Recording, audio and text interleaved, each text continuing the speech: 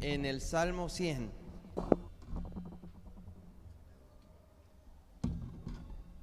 Salmo 100.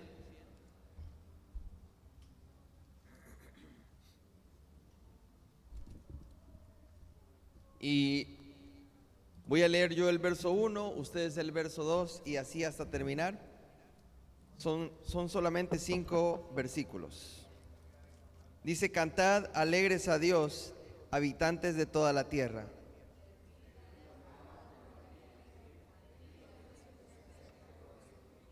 Reconoced que Jehová es Dios, Él nos hizo y no nosotros a nosotros mismos. Pueblo suyo somos y ovejas de su prado.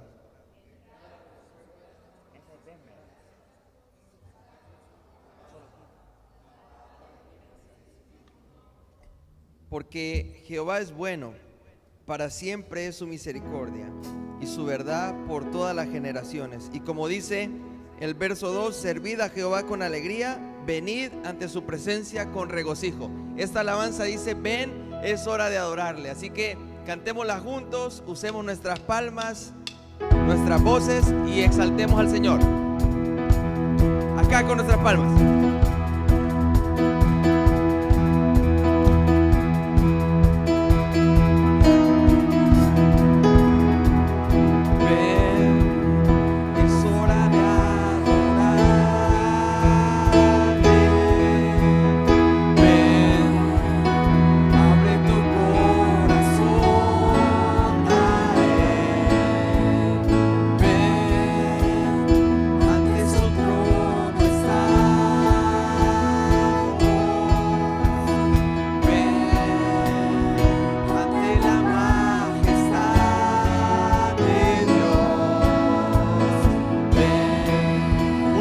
Todos juntos, ven.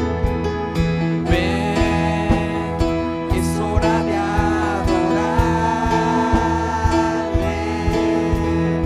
Ven, abre tu corazón a Él.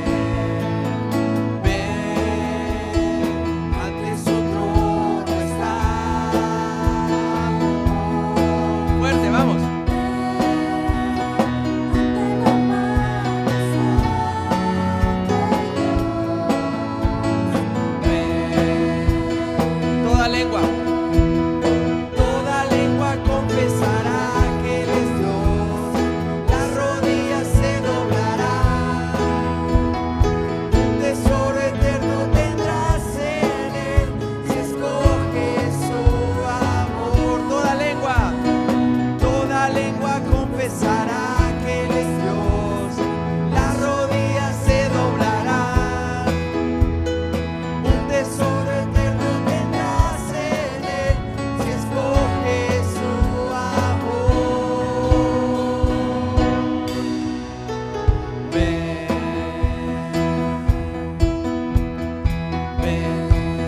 Ha venido a alabar al Señor, salude al que tiene a la par y dígale: bienvenido, hemos venido a alabar a nuestro Señor.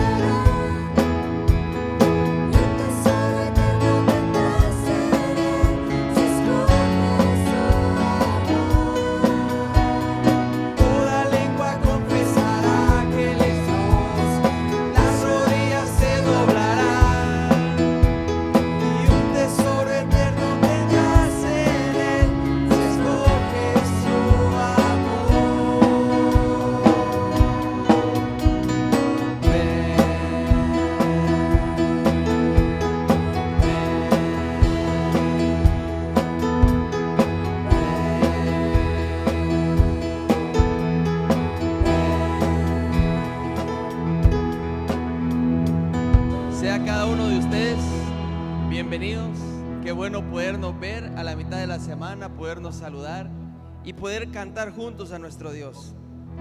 Dice el salmista que al corazón contrito y humillado Él no lo desprecia. Y esta otra alabanza dice que con humildad y con sencillez podemos llegar delante de Él para decir que le amamos, porque Él nos amó a nosotros primero. Amén. ¿Lo dice conmigo? Cantemos esta alabanza entonces.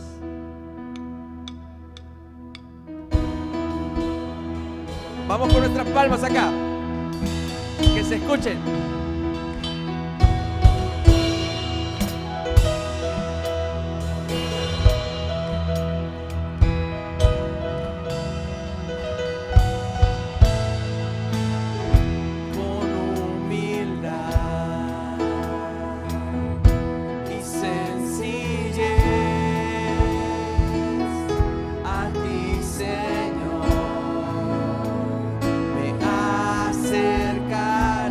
Escuchen nuestras palmas. Es por tu amor que soy feliz para decir con todo mi corazón: te amo a ti, no hay más que decir. Mi vida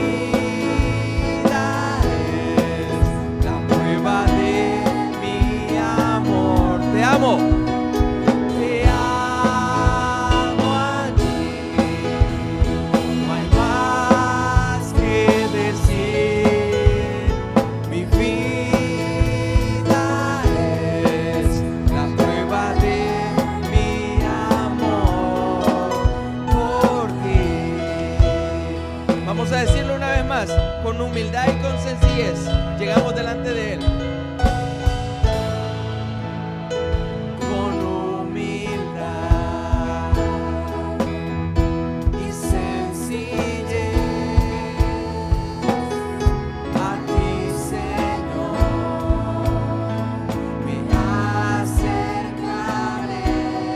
Es por tu amor,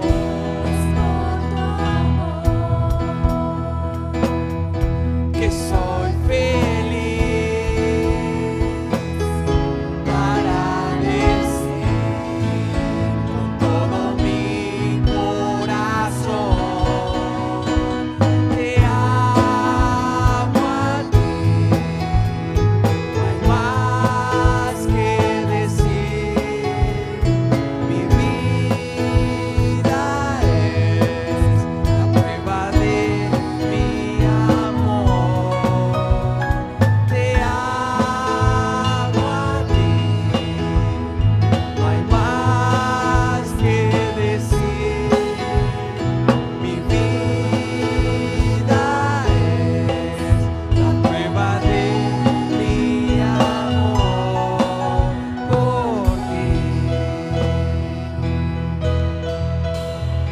Señor, que en verdad nuestra vida pueda hacer esa prueba, pueda demostrar, evidenciar que te amamos, Señor, con nuestras palabras, con nuestras acciones, con nuestros pensamientos, Señor.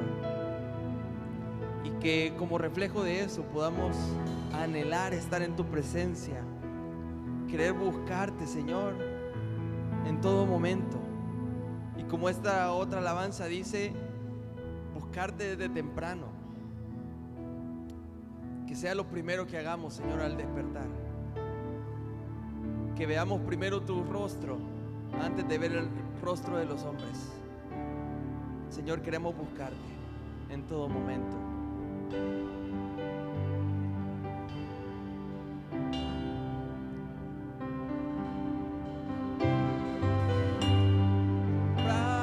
Yo te buscaré,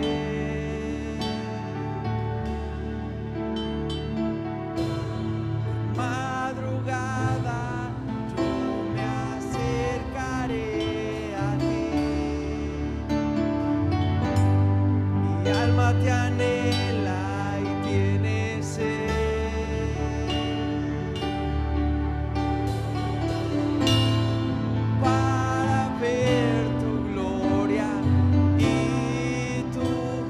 Una vez más, temprano. Temprano yo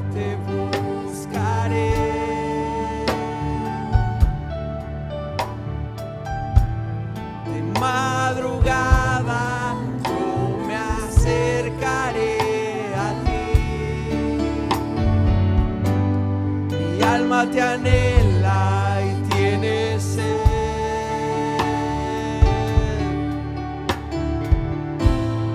para ver tu gloria y tu poder. Mi socorro ha sido tú. En la sombra de tus alas yo me gozaré. Mi alma está pegada a ti, porque tu diestra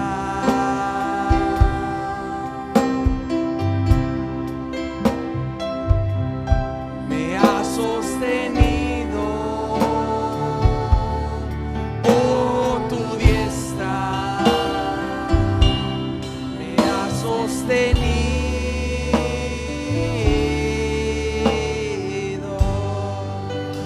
Padre, que ese sea nuestro anhelo, de buscarte temprano y en todo el día, Señor. Que nuestra alma esté pegada a ti, porque tú eres nuestro Salvador, nuestro Redentor. Temprano yo te buscaré. Dígaselo fuerte a Él. De madrugada yo me acercaré a ti. Mi alma te anhela y tiene sed. ¿Sed de qué? Para ver tu gloria y tu poder. Mi socorro ha sido tú.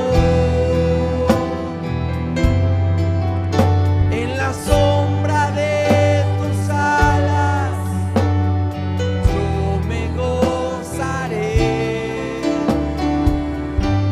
Mi alma está pegada a ti,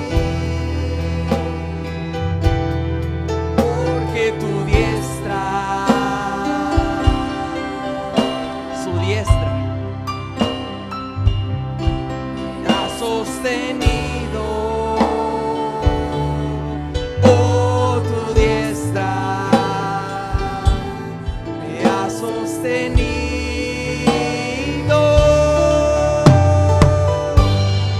Mi socorro ha sido tú. En la sombra de tus alas yo me gozaré. Mi alma está pegada a ti, porque tu diestra, sí, Señor, tu diestra me ha sostenido. Oh, tu diestra, Señor. Vamos a decirlo una vez más, solo las voces. Mi socorro ha sido tú.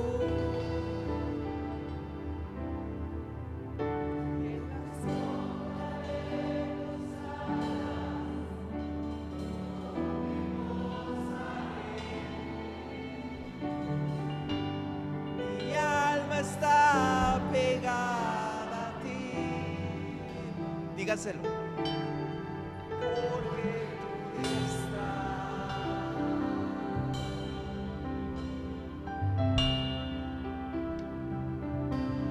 me ha sostenido. Es solamente su diestra. Oh, tu diestra me ha sostenido.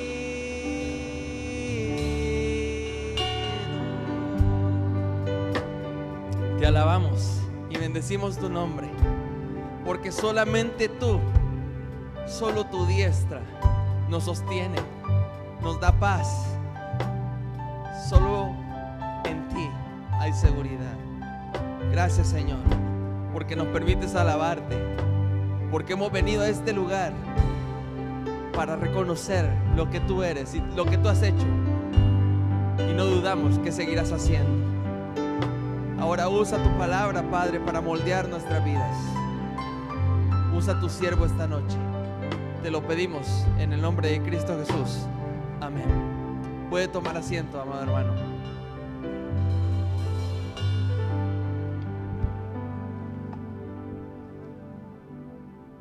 Buenas noches, hermanos, hermanas. Gracias al Señor, estamos acá nuevamente reunidos. Bienvenidos todos. Y damos la bienvenida también a los que nos están viendo a través de las redes sociales, que sabemos que hay hermanos, hermanas que siguen los días miércoles este culto. Así que bienvenidos y que el Señor bendiga también grandemente sus vidas. El estudio de Dios en la teología, a esa rama de la teología, del estudio de Dios, el Padre, se le llama teología propia, así se le llama, teología propia, que es el estudio del Padre, o sea, el estudio de Jesucristo es cristología y el Espíritu Santo neumatología. Y en el estudio del Padre, la doctrina propia, ahí se estudian las cosas que estudia son los atributos de Dios. Y en los atributos de Dios encontramos atributos que se le llaman atributos comunicables y atributos incomunicables. Los atributos comunicables son aquellos atributos que de alguna manera Dios lo ha comunicado a nosotros los seres humanos. Y los atributos incomunicables son atributos que son propios de Dios, que solo Él los tiene. Como por ejemplo la omnipotencia, la omnisciencia, todo eso solo Dios lo tiene. Entonces esos atributos son propios de Él, por eso se llaman incomunicables. Pero en los comunicables, ahí podemos hablar de la bondad, del amor, ¿verdad? La misericordia, que eso Dios lo ha trasladado y en alguna medida lo tenemos los seres humanos. Algunos en mayor proporción y otros en menor proporción, pero esa es parte del ser de Dios que Él ha dado a nosotros. Se mencionó el amor, y el amor es uno de los atributos de Dios que Él ha trasladado también al ser humano. Ahora, Dios, cuando hablamos de Dios y el amor, Dios no solamente ama, sino que la Biblia dice que Él es amor, en esencia Él es amor. Abra su Biblia ya, estamos en Primera de Juan, y como referencia a lo que acabo de decir, ahí en el capítulo 4, que en su momento lo vamos a desarrollar, ahí dice en el capítulo 4, verso 8, termina el verso 8 diciendo, Dios es amor. O sea, Dios en esencia es amor. Ahora, cuando nosotros hablamos del amor, a nuestra mente podrán venir una serie de pensamientos, conceptos, porque el amor es amplio, el concepto del amor es amplio. Ahora, pero cuando hablamos del amor de Dios, no estamos hablando de un sentimiento, como a veces nosotros lo manejamos, ¿verdad? El joven le dice a la señorita que están enamorados, te amo, y lo que le quiere decir es que tiene una atracción, un sentimiento de atracción. En el caso de Dios, el amor es tanto diferente. El amor es algo más de algo que Dios decide, o sea, a través de su amor, bendecir a los seres amados. O sea, en Dios el amor es acción. No solamente es un concepto, sino que no es un sentimiento, sino que en Dios el amor es acción. Son acciones que Dios hace hacia los seres amados, que es la humanidad en general. Porque Dios ama a la humanidad en general. Dios nos ama a todos porque somos creación de Él. Él ama y no solo a la humanidad, Él ama al resto de la creación, a los animales. Yo creo que hoy en estos días de ese gran incendio que ha habido allá en Australia, el corazón de Dios ha estado triste. Al ver cómo miles, bueno, hablan de millones de animalitos que murieron en esos incendios. Entonces, esa es creación de Dios y Dios los ama. Por eso es que nosotros también tenemos que amar la creación de Dios y cuidar de la creación de Dios. Entonces, Dios es amor y Él ama, en esencia Él es amor. Y su amor Él lo muestra a través de acciones de beneficio para los seres que ama. En este caso, nosotros los seres humanos, Él nos ama y ha mostrado su amor de diferentes maneras. Estamos en Primera de Juan y nos quedamos en la semana pasada en el capítulo, terminamos el capítulo 2, ¿verdad? Hablamos acerca del anticristo y los anticristos, ¿verdad? Lo estudiamos la semana pasada. Y hoy llegamos al capítulo 3, que nos habla de esto que estamos mencionando, acerca del amor, el amor. Y el capítulo 3 comienza con una expresión que quizás en la traducción que tenemos no se logra ver todo el impacto, la fuerza de la frase, que dice: mirad cuál amor nos ha dado el Padre para que seamos llamados hijos de Dios. Cuando vemos acá esta palabra, la primera palabra dice mirad, en realidad es un llamado de atención, como decir: miren, vean, observan, presten atención. Es bien fuerte la palabra esa. Y entonces dicen, como dice, presten atención, que lo que voy a decir a continuación es importantísimo. Y entonces dice: mire, presten atención, porque Dios nos ha amado de tal manera, es la idea de la frase esa. Mirad cuál amor nos ha dado el Padre. O sea, Dios, el Padre, nos ha amado de tal manera. Y cuando se traduce de esa manera, nos lleva rapidito a otro pasaje, también escrito por Juan, pero que no está en la primera carta, sino que está en el Evangelio. ¿Se acuerdan qué pasaje es? San Juan 3:16. La idea es semejante. Allá en 3:16 dice: de tal manera, y la expresión ahí es tan grande el amor de Dios, es tan inmenso el amor de Dios, y la misma idea es la que nos presenta acá. Mirad, cuál amor nos ha dado el Padre, de tal manera nos ha amado el Padre. Y es que Dios nos ama, y Dios nos ama de una manera especial, de una manera de verdad que nosotros los seres humanos no alcanzamos a comprender. Dios nos ama, y a pesar del que el ser humano cayó en desobediencia y cayó en pecado, y por el pecado fue apartado de la comunión con el Padre, pero Dios sigue amando a la humanidad. Dios sigue amando. O sea, y Dios ama a toda la humanidad. Aunque la humanidad no responda en amor a Dios, pero Dios le sigue amando. Y Dios está con esos brazos abiertos, así como el Padre allá en aquella parábola del hijo pródigo, que estaba el Padre esperando ahí que el hijo regresara. Así está Dios esperando que toda la gente que está desconociéndole, ignorándole, Él está esperándole con los brazos abiertos, porque su amor es un amor infinito. Y aquí en esta primera carta, mirar cuál amor nos ha dado al Padre, cómo nos ha amado el Padre. Y así en San Juan 3:16, como decimos, ahí nos dice cómo nos amó. Porque dice él: mire, de tal manera amó Dios al mundo que dio. Ahí viene, el amor en Dios es acción. Generalmente es dar bendición a los seres amados. Y en este caso a la humanidad caída, dice Dios en San Juan 3:16, dio. ¿Y qué dio? Dio a su Hijo. Dio a su Hijo. Y esa es una muestra de amor que yo creo que nosotros los seres humanos, no sé si estaríamos dispuestos a hacer algo parecido. No sé si estaríamos dispuestos a hacer algo parecido. Pero Él sí dio a su Hijo. Y dice ahí: para que todo aquel que en Él cree. O sea, dice, da a su Hijo, viendo a la humanidad perdida en delitos y pecados. Dios da a su Hijo. Envía a su Hijo, manda a su Hijo acá a este mundo, a vivir entre nosotros, a caminar entre nosotros, y lo manda acá y lo da para que todo aquel que en Él cree, todo aquel que reconoce a Jesús como su Señor y su Salvador, todo aquel que reconoce que Jesús es el Mesías enviado de Dios, todo aquel que en Él cree, dice, no se pierda.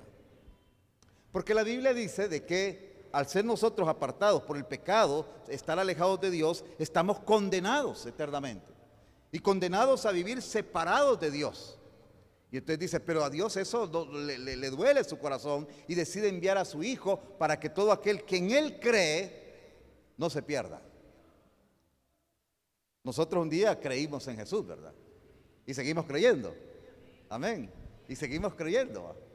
Y seguimos creyendo. Entonces, ese creer en Jesús, que Jesús es Dios, que Jesús es el Hijo de Dios, que Jesús fue el enviado por el Padre para pagar por los pecados nuestros, y creer a esa verdad, dice, el que crea esa verdad no se pierde en condenación.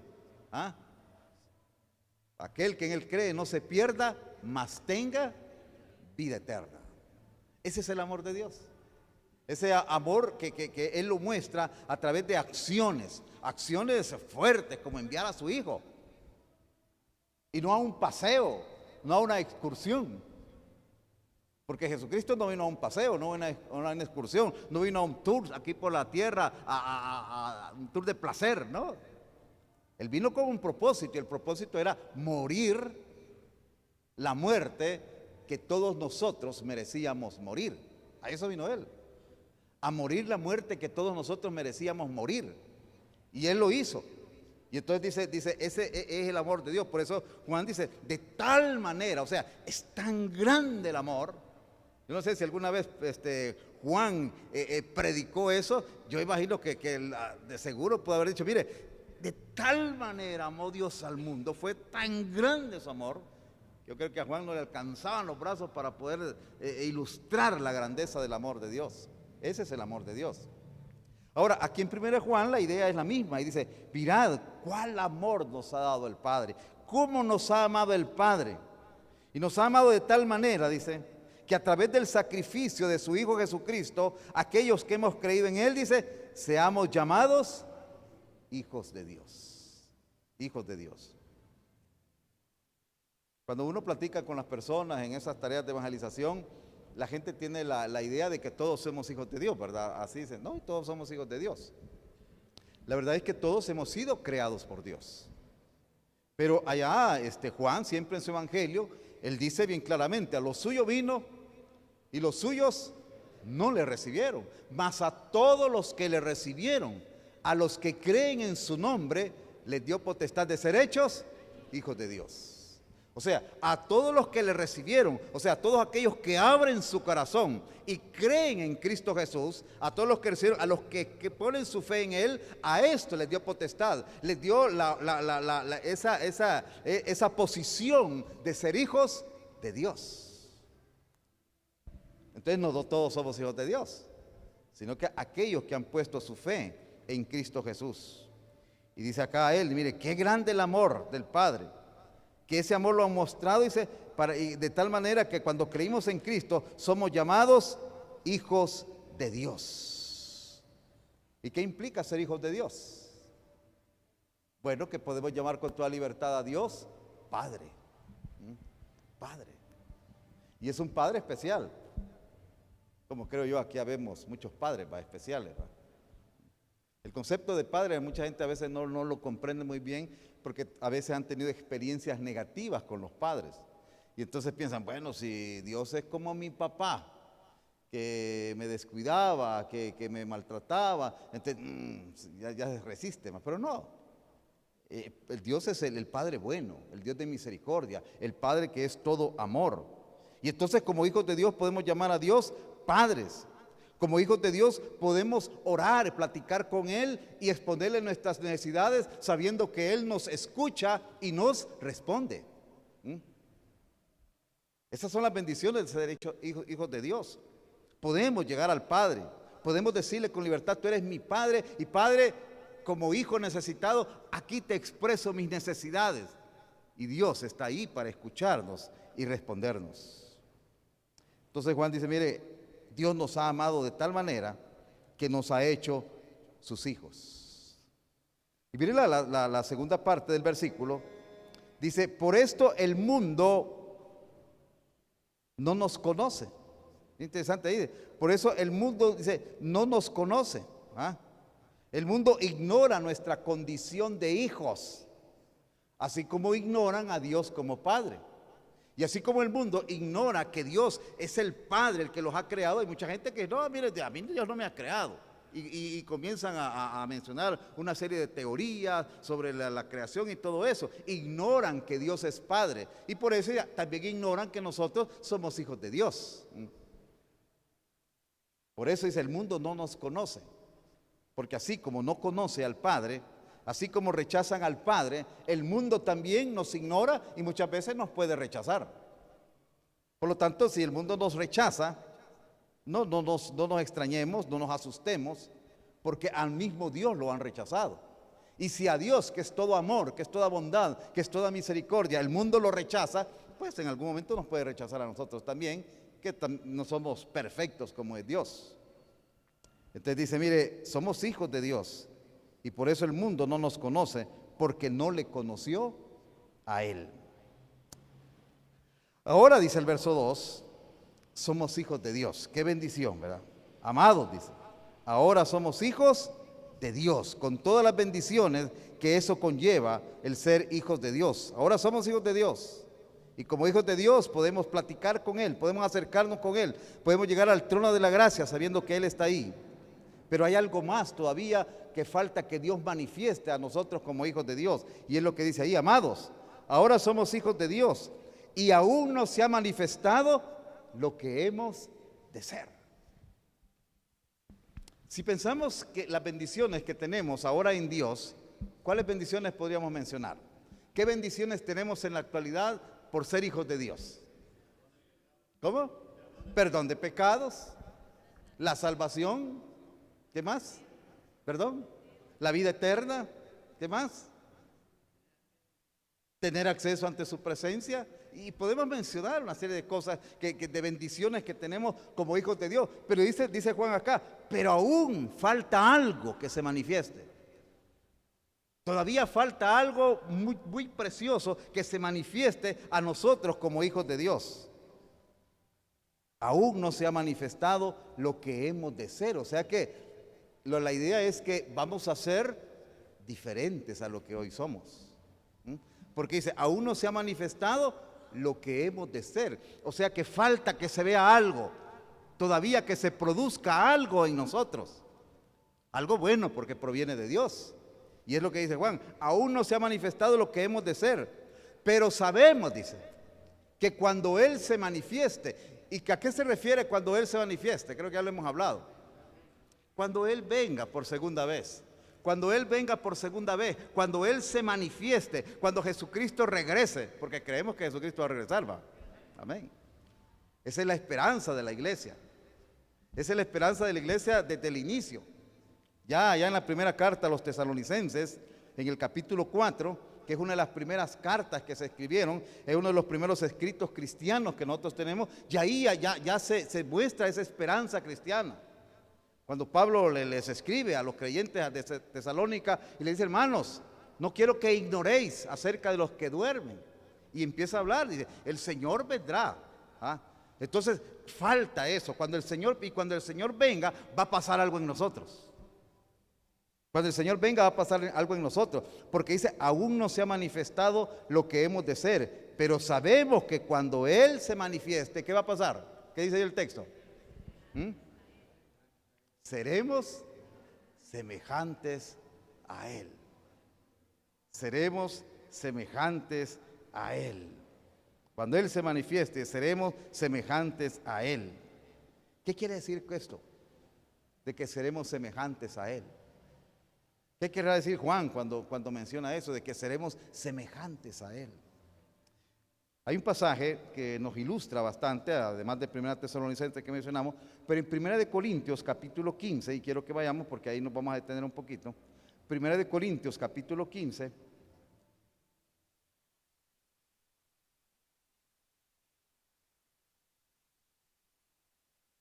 Está hablando acerca de la resurrección de los muertos. Está hablando acerca de la realidad, de la verdad de la resurrección de Cristo Jesús.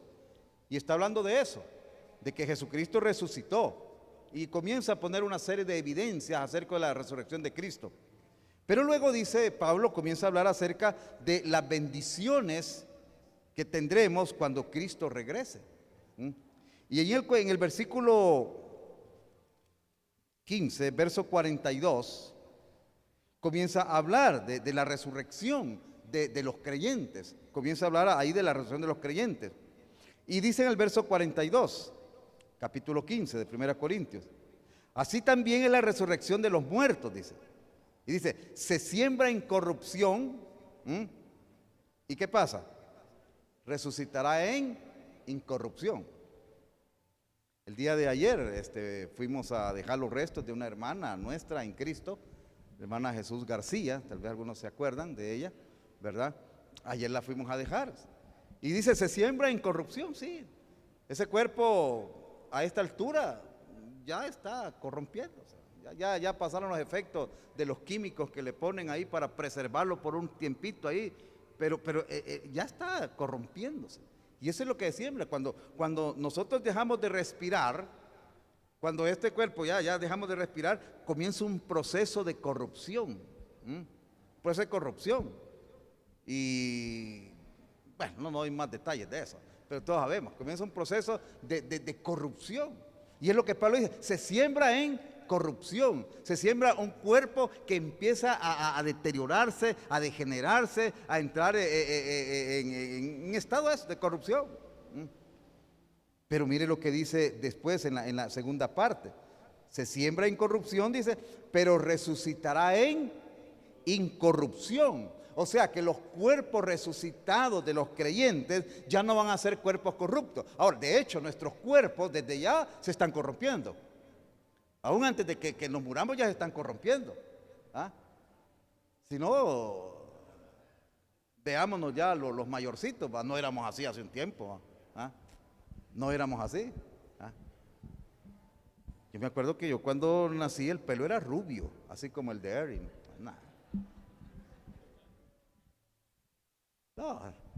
No me acuerdo cómo era. Creo que era pelón. Pero de un tiempo, todavía recuerdo que cuando fui al seminario todavía llevaba el pelo negro. Pero después comenzó pelo rubio. Ajá. Y entonces comenzó a hacerse blanco. Esa es parte de la corrupción. Después de ciertos años nos miramos la piel y ya no es tan firme como en los años de la juventud, ¿verdad? Ya lo que hacíamos antes, los movimientos físicos que hacíamos antes, ya no lo podemos hacer. Si uno hace un movimiento muy brusco, ya queda trabado. Sí, ya queda trabado, hay que tener un gran cuidado, ¿verdad, hermano Osano? Sí. Esa es parte de la corrupción. Esa es parte. El cuerpo humano, mire, entra en un proceso de crecimiento, de desarrollo, pero llega a un nivel donde comienza a bajar. Y la culminación es la muerte. La culminación es la muerte. Entonces por eso ahí, mire, se siembra en corrupción, pero dice,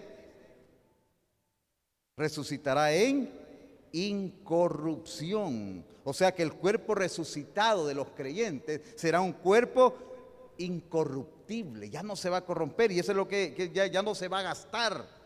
Ya no se va a envejecer ese cuerpo, no se va a enfermar, ya no va a tener dolores. Ese es el cuerpo que va a resucitar. ¿Ah? Y ese es lo que Juan está diciendo allá. Aún dice, no se ha manifestado lo que hemos de ser. Cuando resucitemos, nuestro cuerpo va a ser diferente. ¿Ah? Un cuerpo incorruptible, un cuerpo que ya no va a envejecer. Ya no vamos a usar anteojos. Exacto, mire qué buena ilustración la del hermano. Ni nada, todo eso es todo renovado. Todo eso renovado. Y no solamente una renovación momentánea, sino que va a ser una renovación eterna. ¿Por qué? Porque ya las consecuencias del pecado, que es la que nos hace que nosotros nos deterioremos, ya no va a existir. Eso es lo que dice Juan, mire, aún no se ha manifestado lo que hemos de ser. Vamos a tener un cuerpo diferente. ¿Ah? Un cuerpo incorruptible, cuerpos saludables. Eso es lo que vamos a tener. Pero mire lo que es el verso 43. Se siembra en deshonra, resucitará en gloria. O sea que los cuerpos que van a resucitar serán cuerpos gloriosos. Serán cuerpos gloriosos. Ahora, pero ¿qué querrá decir con cuerpos gloriosos?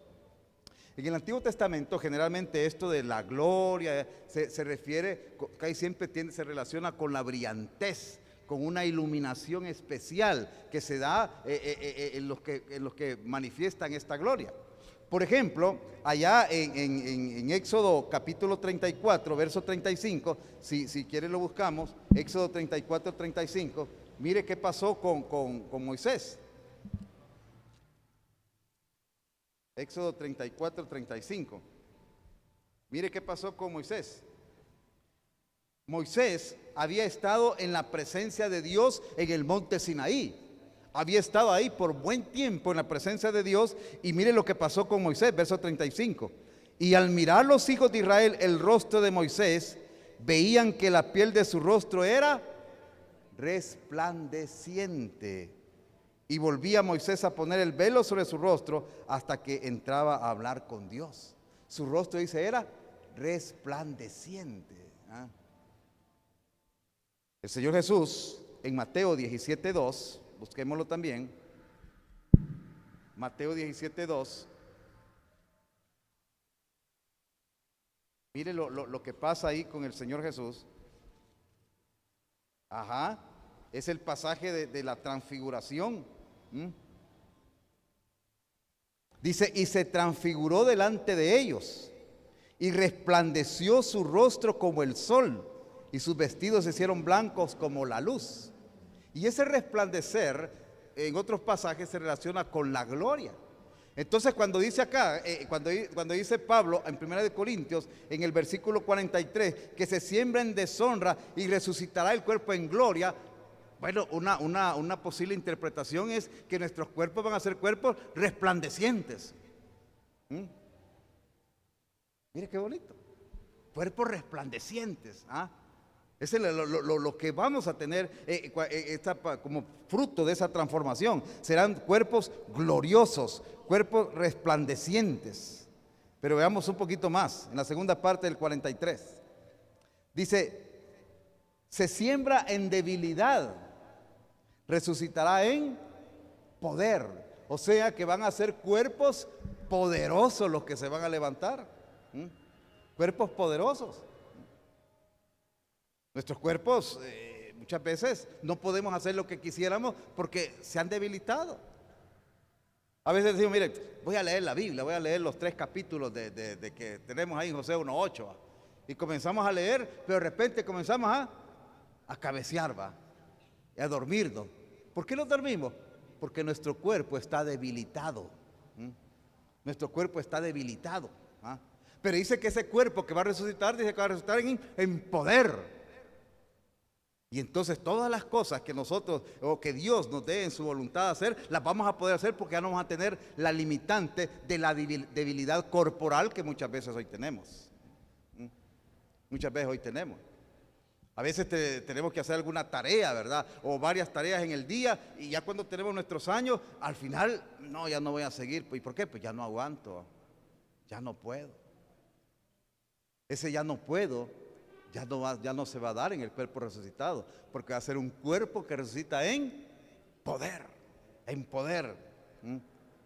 Entonces estos cuerpos resucitados van a ser cuerpos incorruptibles, cuerpos gloriosos, cuerpos poderosos. Y mire el verso 44. Dice, se siembra como cuerpo animal y hay cuerpo espiritual. O sea, lo que resucita es un cuerpo espiritual. Ahora, ¿qué es lo que quiere decir con eso? No es que van a ser, que va a ser como espíritus, no. Recuerde que es el cuerpo el que está resucitando. Cuando habla del cuerpo espiritual, es que va a resurgir una persona espiritual.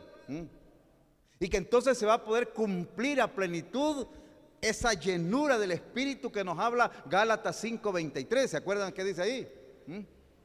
Cuando habla acerca del fruto del Espíritu, que es el que debemos de anhelar nosotros, pero que muchas veces no logramos llegar a esa meta. El fruto del Espíritu es amor, gozo, paz, paciencia, benignidad, bondad, fe, mansedumbre, templanza. Eso es lo que Dios espera de nosotros. Pero en esta vida, en este cuerpo que tenemos, vamos a avanzar, pero no vamos a llegar quizás a un 100% de mostrar esa vida espiritual. Pero allá dice, cuando el nuevo cuerpo resucite, será un cuerpo espiritual que va a vivir así. Y por eso esa vivencia ya en el nuevo mundo, la nueva era, va a ser una vivencia de completa comunión de los unos con los otros. Porque va a haber amor, va a haber paz, va a haber paciencia, va a haber benignidad, va a haber bondad, mansedumbre, dominio propio. Entonces va a ser una total comunión que se va a tener ahí. Ya no nos vamos a pelear, hermano. ¿Sí? Ya no nos vamos a pelear. Porque vamos a vivir de una manera espiritual. La vieja naturaleza que todavía está en nosotros, que es pecaminosa, ya no va a existir. Ya no va a existir. Por eso es que dice que la palabra que seremos como Cristo. No exactamente igual a Cristo, pero tendremos muchas de las cualidades de Cristo en ese cuerpo resucitado. Por eso es de que Juan dice, mire, ahora todavía no se ha manifestado lo que hemos de ser, Pero cuando Él se manifieste, seremos semejantes a Él. Cristo es el ser más espiritual. Cristo es el ser más poderoso, el más lleno de gloria. Y así seremos nosotros. Esa es la esperanza que tenemos, que seremos como Cristo Jesús. Ahora, ¿qué va a causar eso? Volvamos a nuestro pasaje de Primera de Juan. Volvamos a nuestro pasaje de Primera de Juan. ¿Qué va a motivar esa transformación? ¿Qué es lo que va a motivar esa transformación? Aún no se ha manifestado lo que hemos de ser, pero sabemos que cuando Él se manifieste, seremos semejantes a Él. ¿Por qué? Porque le veremos tal como Él es. Lo veremos en su gloria, lo veremos en su majestad, lo veremos a Él tal como Él es. Y al verlo tal como Él es, así como veíamos el pasaje de Moisés, que estaba en la presencia de Dios y estuvo por 40 días allá en la presencia de Dios, y el estar en la presencia de Dios, cuando bajó, dice que su rostro era resplandeciente. Igual el estar nosotros en la presencia de Dios, sin naturaleza pecaminosa, y ya ese cuerpo transformado, entonces seremos tal como Él es. Nos vamos a parecer a Cristo. Eso es hermoso. ¿Qué es lo que queremos ahora, verdad? ¿O no? ¿No nos queremos parecer a Cristo? Sí, ese debe ser el anhelo. Claro, hay limitantes, hoy tenemos limitantes, pero que en aquel momento no van a existir esas limitantes. Ya todo eso que hoy nos impide ser como Cristo, eso ya no va a existir. Seremos como Él, semejantes a Él, porque le vemos tal como Él es. Hermanos, esta es la esperanza que nosotros como creyentes tenemos. Esta es la esperanza. De que en aquel día, cuando Cristo regrese, los que han muerto en Cristo, como dice Tesalonicenses, van a ser resucitados. Y esos cuerpos serán cuerpos transformados, cuerpos gloriosos, cuerpos incorruptibles, cuerpos poderosos. Eso es lo que vamos a tener. Eso es lo que va a pasar en este día, cuando Jesucristo regrese. Entonces, esa es la esperanza que tenemos. Ahora, mire lo que dice el siguiente versículo. Si eso es lo que Dios va a hacer con nosotros, si Dios va a hacer esa obra tan preciosa de transformarnos a ser como Cristo, mire, dice el verso 3, todo aquel que tiene esta esperanza en Él, ¿qué debe hacer? Se purifica a sí mismo. O sea, no vayamos a caer en la idea, muy bien, entonces hasta allá voy a hacer así. Y ahora, como hasta allá voy a hacer, entonces hoy me voy a descuidar de mi vida espiritual. Dice Juan, no, ya que nosotros sabemos lo que nos espera, ya que nosotros sabemos esa obra maravillosa que Dios va a hacer de transformación en nuestra vida, entonces, ¿cuál debe ser nuestra reacción? Todo aquel que cree en esta verdad, que tiene esta esperanza, se purifica a sí mismo. O sea, como fruto de esa verdad, de esa esperanza, lo que debe salir de nuestro interior, el deseo de nuestro corazón, tiene que ser purificarnos. En otras palabras, vivir una vida santa. Esa es la reacción. A veces nos equivocamos, como en aquel otro pasaje de Pablo, cuando estaba hablando de la gracia de Dios, y decía, mira, la gracia de Dios es infinita. Y entonces decían, y vamos a pecar porque la gracia abunda. No, dice Pablo, no. Igual dice que aquí Juan, la esperanza que tenemos es una esperanza maravillosa, preciosa. Entonces, ¿vamos a esperar de una manera descuidada hasta que ese momento llegue? No. Dice, desde ahora comencemos a purificarnos. Desde ahora comencemos a vivir esa vida de santidad que Dios requiere de sus hijos. Debemos de purificarnos. Debemos abstenernos de toda maldad. ¿Cómo lograrlos? Mire, Pablo nos da algún consejo acá. Vaya a Romanos capítulo 12. ¿Cómo lograr esa purificación? ¿Cómo lograr esa purificación? Mira, ahí dice Romanos 12, verso 2. Primero, para ser purificados, para vivir esa vida de santidad, primero, no nos conformemos a este siglo. En otras palabras, no vivamos según los valores de este mundo. Eso le dice. Si nosotros queremos como fruto de esa esperanza maravillosa que tenemos, queremos honrar, alegrar el corazón de Dios, entonces no nos conformemos a este siglo. No vivamos de acuerdo a la corriente de este mundo. No vivamos de acuerdo a los valores de este mundo. No os conforméis a este siglo. Al contrario, dicen, lo que tenemos que hacer es transformarnos. ¿Y dónde va a comenzar nuestra transformación? Miren ahí, transformados por medio de la renovación de vuestro. Aquí va a comenzar todo. La transformación comienza acá. En nuestra mente, dice.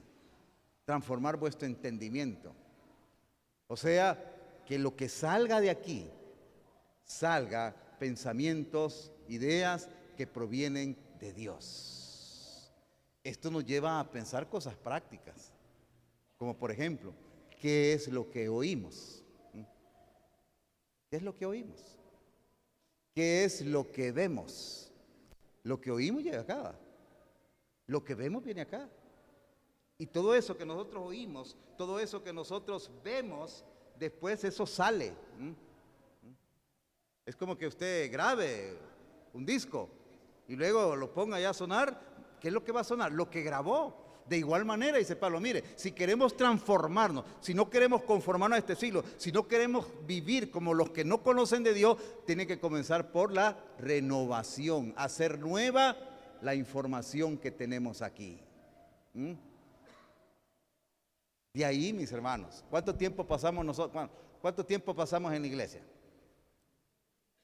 Haga la cuenta. ¿Cuánto tiempo pasaremos acá?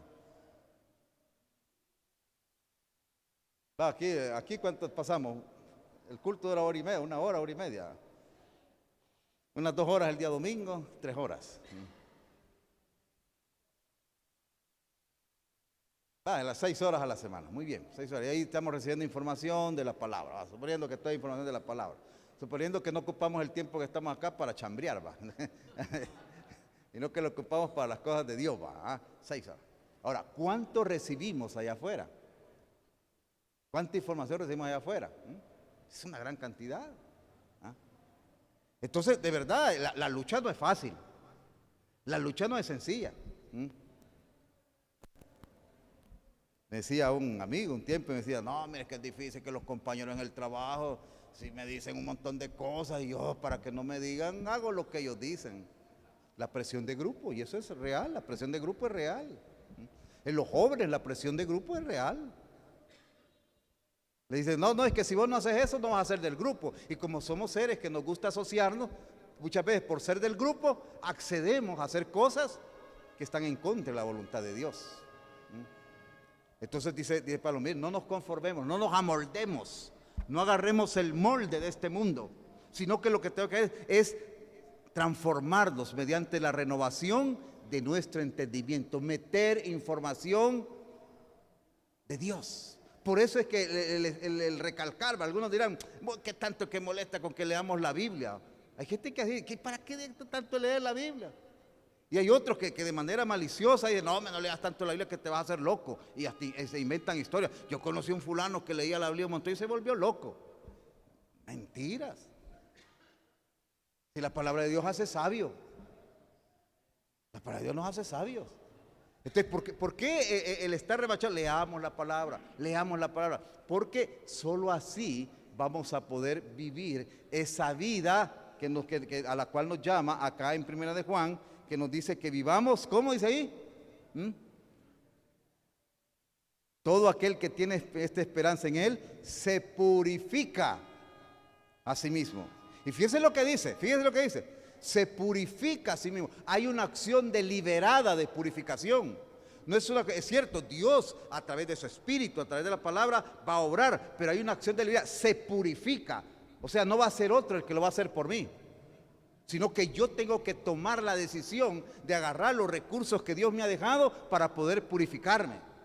Los recursos están ahí. Usted puede tener su Biblia, pero si la tiene sola ahí de adorno, no funciona.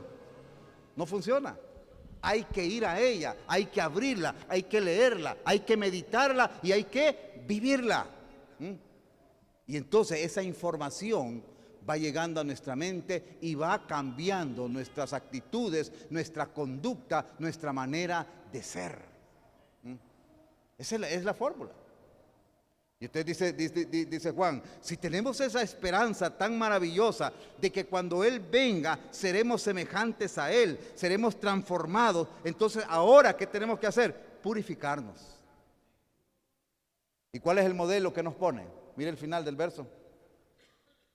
¿Cuál es el modelo que nos pone de purificación? Cristo Jesús. Así como Él es puro. Entonces, así como Él es puro, se nos llama a que nosotros también seamos puros. ¿Y cuál es la motivación? Esa esperanza bienaventurada que tenemos de que cuando Él regrese, entonces nos va a transformar. Ahí se va a acabar el dolor de columna, el dolor de cabeza, la choquera, cualquier cosa que usted tenga, ahí se va a acabar, porque seremos transformados. Sí, bueno. La renovación de nuestra mente. Es triste ver a muchos cristianos hoy en día que solo andan preocupados, angustiados y lamentándose y quejándose y no tranquilos. Pero mire lo que dice Isaías 26:3. Tú guardarás en completa paz a aquel cuyo pensamiento en ti persevera, porque en ti ha confiado. Confiad en Jehová perpetuamente, porque en Jehová el Señor está la fortaleza de los siglos. El cristiano que su mente está centrada en las cosas de Dios va a estar tranquilo, ¿me entiende? Pero si va a andar solamente en las cosas de este mundo, es obvio. ¿Sí? Esa es, hermanos, la realidad. Desde ya nosotros somos bendecidos. Desde ya gozamos de un montón de cosas que Dios nos da, que los que no se han entregado a Él no las pueden gozar. Pero hay algo todavía mucho más grande que nos está esperando. Y eso grande que estamos esperando es cuando Cristo venga. Y entonces dice, aquellos que han muerto en Cristo, dice Tesalonicenses, van a resucitar. Y los que estemos vivos, dice, vamos a ser transformados. Y vamos a ser un cuerpo nuevo. Y ya dijimos algunas de las características de ese cuerpo. Un cuerpo incorruptible. Ya no vamos a envejecer. Ya no van a salir más canas. Se va a acabar la artritis, se va a acabar el dolor de cabeza, se va a acabar el dolor de oído, se va a acabar todos los malestares, se van a acabar, porque tendremos un cuerpo incorruptible, tendremos un cuerpo glorioso, que a la luz de los pasajes que nos hablan de la gloria de Dios, tiene la idea de resplandeciente, esos cuerpos de resplandecientes que vamos a tener, cuerpos poderosos, ya no débiles, sino poderosos, eso es lo que nos espera. Y entonces dice Juan, si eso nos espera, si eso es lo que nosotros vamos a tener, ¿qué tenemos que hacer desde ahora? Dice, purificarnos como Él es puro. Hermanos, no hay cosa más hermosa que vivir de acuerdo a la voluntad de Dios. Porque la voluntad de Dios es agradable y perfecta. ¿Hay luchas? Los hay. ¿Hay obstáculos? Los hay. Pero más poderoso es el que está en nosotros que el que está en el mundo. Que Dios nos ayude a vivir de esa manera pura como Dios quiere que vivamos.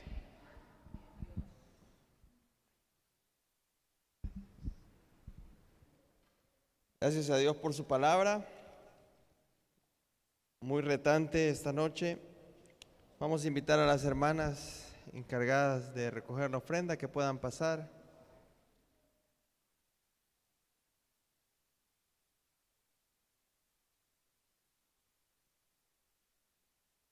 Vamos a orar por la ofrenda. Señor, te agradecemos porque tú has provisto a mis hermanos para poder dar, Señor.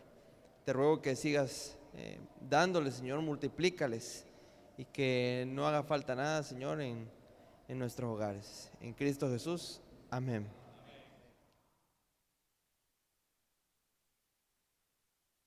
Leo lo que dice Filipenses 4, 19 y 20. Mi Dios, pues, suplirá todo lo que os falta conforme a sus riquezas en gloria en Cristo Jesús. Al Dios y Padre nuestro sea gloria por los siglos de los siglos. Amén. Él suplirá para todas nuestras necesidades.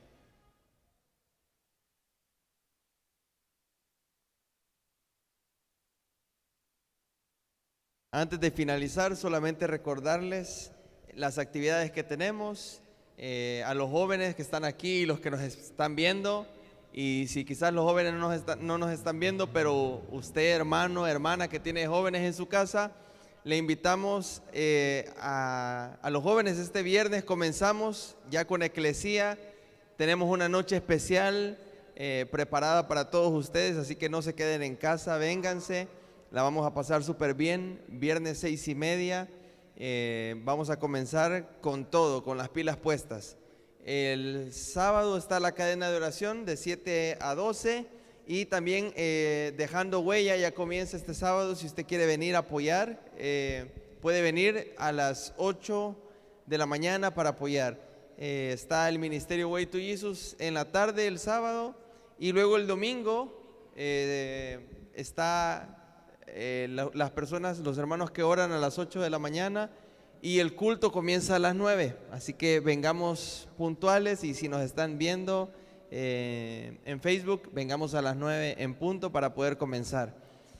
Y una cosa más, estamos en estos 40 días de oración, así que le animo a que si usted no lo está haciendo, pueda unirse junto con nosotros a las 9 de la noche. Están apareciendo las peticiones en el Facebook o en grupos de WhatsApp, están circulando. O si no tiene ninguno de los dos, en los boletines que sean el domingo, ahí están las peticiones de la semana. Nos ponemos en pie y nos despedimos en palabras de oración. Padre bendito, gracias por este tiempo donde hemos alabado tu nombre. Hemos aprendido muchísimo de tu palabra en esta tarde, Señor. Te agradecemos por las promesas tan grandes, Señor, que tú nos has dado. Porque fiel eres tú que prometes. Señor, queremos pedirte que nos lleves con bien hacia donde nos dirigimos y que el resto de la semana, Señor, podamos tener tu bendición y el domingo nos veamos acá para seguir alabando tu nombre y aprendiendo de ti. En Cristo Jesús oramos. Amén. Despidámonos de nuestros hermanos.